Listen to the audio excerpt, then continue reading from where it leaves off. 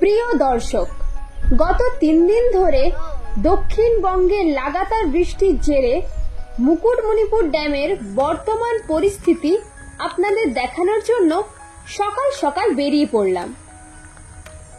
আমরা যেখানে থাকি, অর্থাৎ আপনাদের প্রায় সকলের পরিচিত পোড়া পাহাড়ের পাশে একটি গ্রাম থেকে বেরিয়ে দেখা গেল আমাদের গ্রামের যে চাষের জমি তা প্রায় জলের তলায়।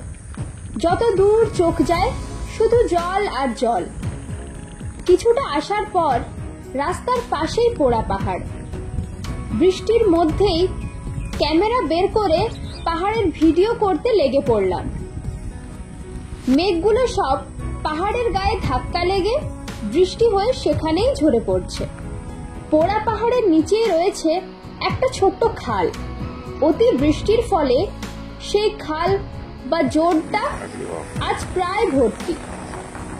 এই জলটা চাষের জমিতে গিয়ে পড়লে আগামী ধান চাষের জন্য যে ধান বীজ ফেলা হয়েছে তার ব্যাপক ক্ষতির সম্ভাবনা রয়েছে। জোরের এই রকম জল দেখে মনে হলো মুকুটমণিপুর ড্যামের জলের পরিমাণ কি জানি কতখানি বৃদ্ধি পেয়েছে। তো চলুন নিজের চোখেই দেখে নেওয়া যাক। যখন মুকুটমণিপুর পৌঁছালাম, দেখলাম যা ভেবেছিলাম ঠিক তার উল্টো। জল হয়তো সামান্য বেড়েছে, কিন্তু বাড়ি থেকে যেটা মনে হয়েছিল তার সাথে মুকুটমণিপুর এসে জলের পরিমাণ যা দেখলাম তা দেখে হতাশ হলাম।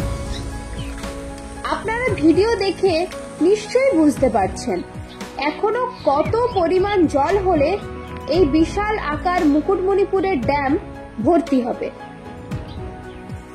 তো যাই হোক, বর্তমান মুকুটমণিপুর ড্যামের বা জলাধারের এই হলো অবস্থা। পরবর্তীকালে আবারও যদি বেশি বৃষ্টি হয় তাহলে তারও বিস্তারিত আপডেট জানাবো।